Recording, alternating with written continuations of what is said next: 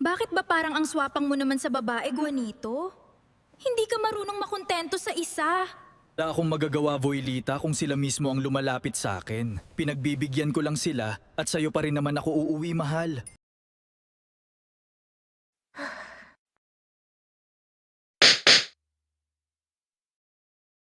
Kung ganyan ka, mabuti pang umalis na lang dito kaysa makasama ka. Bahala ka.